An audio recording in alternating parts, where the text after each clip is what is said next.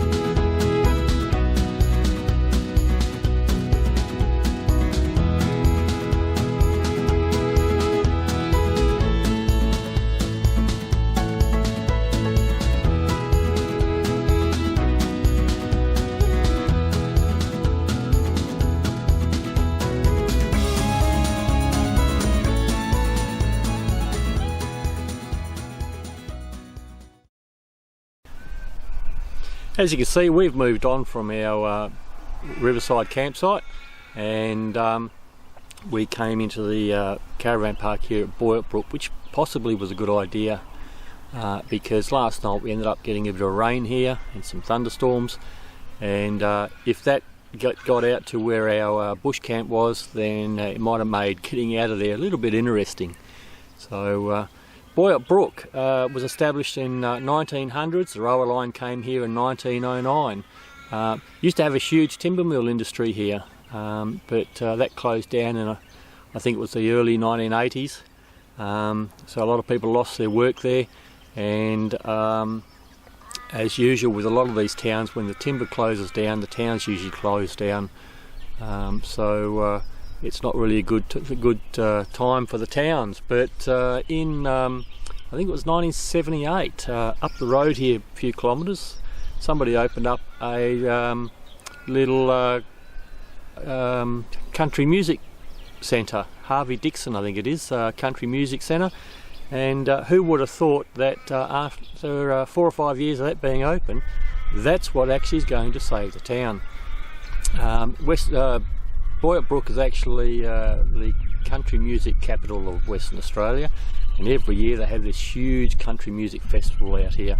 In fact, they have lots of things out here. This weekend they've got a wellness event happening. Next weekend I think is the big rodeo, which is out at that Harvey Dixon Centre, and they have lots of different things through the course of the year.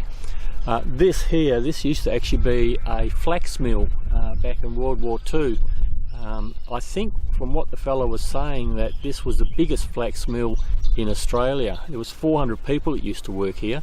Now flax, if you don't know, it kind of grows like a wheat sort of thing, but you might have seen pictures where they have it tied up at the top in bundles in the paddocks, sort of like in a cone kind of shape sort of thing, tied up. That's when they're drying it, I think it was. But this used to be all along here, this whole thing used to be all part of the flax mill. Caravan park is actually on the flax mill ground as well. Inside this shed here, an old fella came banging on the door last night and said, hey, you want to come and have a look at the models? And I just read about the models in online there, and he made a complete model of what the flax mill used to look like, and also the timber mill and a few other things as well. He's also made a model of the skeleton bridge which is what I walked to as well. So got some pictures of that. I'll show you that as well. I used to play on it when I was a kid, take the dog up there. I remember when I first came to Boyup when I was 12. I got no kids. We gathered a mob one day and walked up along the road. No, we first went to the lagoon. There's another, not the lagoon, well, like a lagoon type thing. And played around there chasing ducks and that. When we continued walking up the road along the laundry, the old bucket shower, and the bath was a 44 gallon drum cut in half sideways. That was the bath, and we had the old copper, concrete water tops. As for the caravan park, you probably can just sort of see it down there. Look, it's not a big caravan park. Again, it's a council caravan park, and I think it was $30 a night, so it wasn't too bad. It's the bare minimum. It's got a couple of concrete pads there, but I do find the pads are a little bit close together, so the site that I'm on there, my van only just fits in sort of like what I'm assuming is the allocated area. The bloke next door, if he comes, or behind me, if he comes into there, the two back of the vans will be really, really close together and possibly run into each other.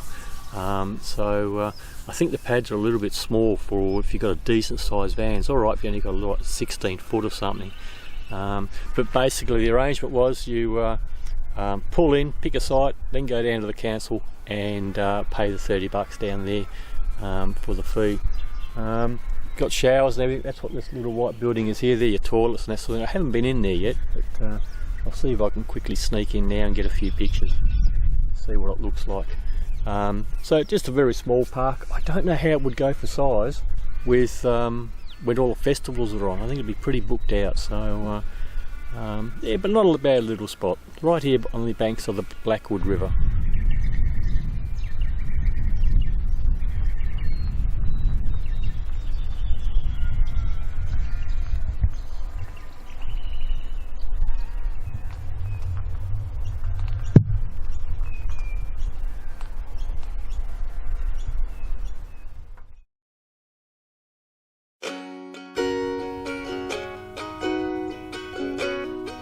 Boyup Brook is a small town, an easy 3 hours drive from Perth, and like most places, your first stop should always be the Tourist Information Centre. If something should come between us, I promise I will stay, even when we're treading water. While you're in there, you can have a look around at some of the displays and check out some of the local crafts. There's some really good stuff in here. I was scared to move forward, but now that I've made my way in, I will not turn around. Everything I am, through the bitter and the sweet, every word I said is a promise I will keep. Because everything I have belongs to you. Take a walk around town, including the old train station. There's some pretty interesting stuff around here as well.